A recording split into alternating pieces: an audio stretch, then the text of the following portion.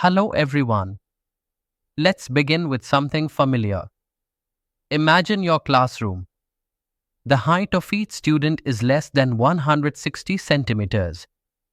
Or think about furniture. The classroom can occupy at most 60 tables or chairs or both. Notice something?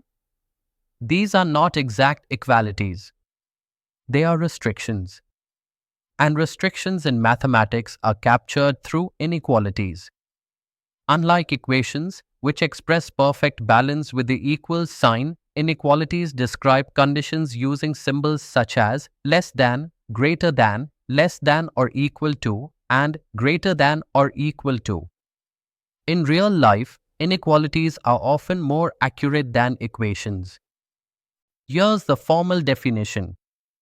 Two real numbers or algebraic expressions related by the symbols less than, greater than, less than or equal to, or greater than or equal to form an inequality. Let's look at examples. The statement 3 less than 5 is written as 3 less than 5. The statement 7 greater than 5 is written as 7 greater than 5. Literal examples include x less than 5, y greater than 2, x greater than or equal to 3, and y less than or equal to 4. Sometimes, both sides are used. For instance, 3 less than x less than 5, meaning that x is greater than 3 and less than 5. Another example, 2 less than y less than 4. These are called double inequalities. So, while an equation nails down a single exact value, an inequality allows a range of values. Now, let's classify. Inequalities are of two main types, strict and slack. Strict inequalities use the symbols less than or greater than. For example, ax plus b less than 0, ax plus b greater than 0, ax plus by less than c, ax plus by greater than c. Slack inequalities include the boundary with the symbols less than or equal to and greater than or equal to. Examples: ax plus b less than or equal to 0, ax plus b greater than or equal to 0, ax plus by less than or equal to c, ax plus by greater than or equal to c. Now, inequalities where the highest power of the variable is 1 are called linear inequalities. But if the highest power is 2, like ax squared plus bx plus c less than or equal to 0, then we have a quadratic inequality.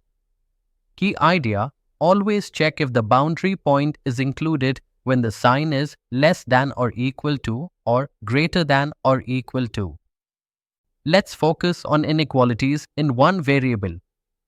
The general form is ax plus b less than 0 or ax plus b less than or equal to 0 with a not equal to 0. The solution set is all values of x that satisfy the condition. Take the example 30x less than 200. Dividing both sides by 30, we get x less than 200 divided by 30. This simplifies to x less than 20 over 3. If x is a natural number, the solution set is the set containing 0, 1, 2, 3, 4, 5, and 6. So inequalities don't just fix values. They tell us the region or domain in which the solution lies. Now let's step into two variables. The general form is ax plus by less than c or ax plus by less than or equal to c with both a and b not equal to 0. Such an inequality doesn't yield a single number. Instead, it represents a region in the coordinate plane. Here's a practical case. Reshma has 120 rupees. A register costs 40 rupees and a pen costs 20 rupees. If x is the number of registers and y is the number of pens, then the condition is 40x plus 20y less than or equal to 120. Graphically, the line 40x plus 20y equal to 120 forms the boundary. The feasible solutions, all possible purchases, lie below or on that line. So inequalities in two variables describe a half-plane, a shaded region that captures all possible solutions. Let's solve one step by step. The inequality is 5x minus 3 less than 3x plus 1. Step 1. Subtract 3x from both sides. That gives 5x minus 3x less than 3x plus 1 minus 3x. Simplifying, we get 2x minus 3 less than 1. Step 2. Add 3 to both sides. That gives 2x less than 4. Step 3.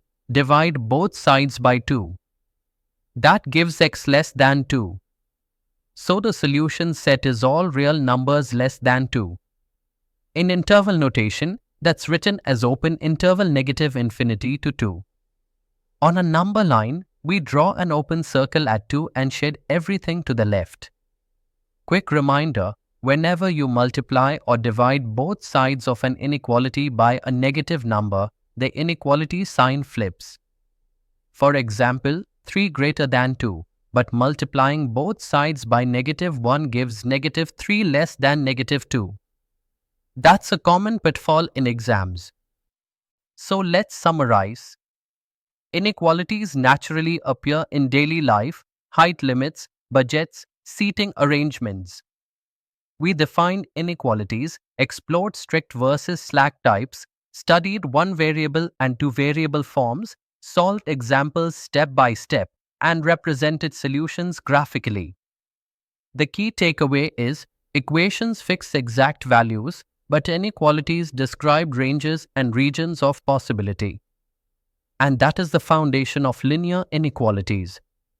In the next lesson, we'll move into algebraic techniques and graphical solutions to handle more complex cases. See you then.